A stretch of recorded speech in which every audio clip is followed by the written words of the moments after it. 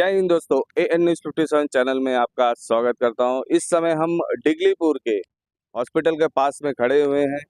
तो दोस्तों, जैसा कि आप जानते हैं कि काफ़ी दिनों से हम यहाँ का न्यूज़ कवर करके आप लोगों को दिखा रहे हैं। साथ ही आज कुछ समस्या यहाँ पे हुई है। जनता ने हमें कांटेक्ट किया, उसके बाद में हमें बताया कि जो होम्योपैथी जो मेडिसिन्स होता है उसमें इश्यूज है, यानी कि उनको सही प्रॉपर तरीके से मिलता नहीं है। इसके विषय में हम यहाँ आए और जनता जब बोल रही थी तो केवल एक पक्ष का सुन करके आपको बताए ये सही नहीं है। इसके वजह से हम हॉस्पिटल आए।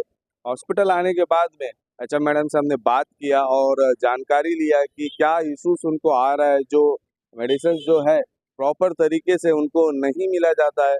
तो उन्होंने बताया हमें कि जो टैबलेट्स वगैरह है उसका कुछ हद तक यहाँ पे अभी अवेलेबल नहीं है, बट बाकी जो डेली रोज़ाना जो होता है वो टैबलेट बराबर उनके पास में अवेलेबल है।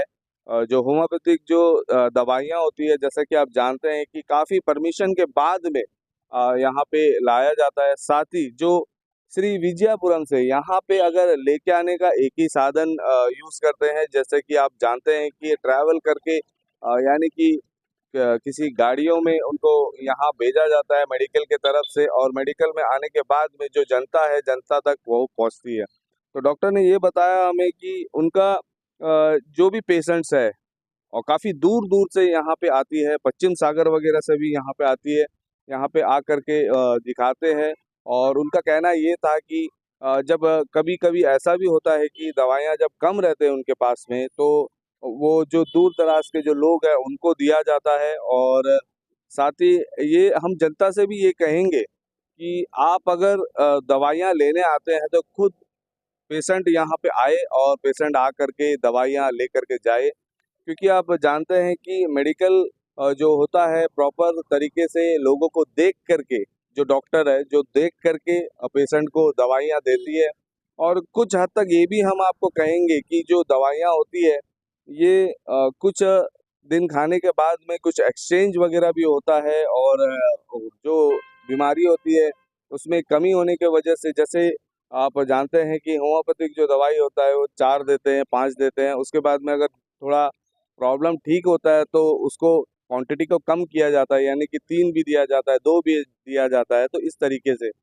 तो डॉक्टर से हमें बात करने के बाद में ये पता चला कि जो श्री विजयपुरम से उनको यहाँ पे कुछ टैबलेट्स अभी अवेलेबल नहीं है, यानी कि वहाँ से भेज रहे हैं।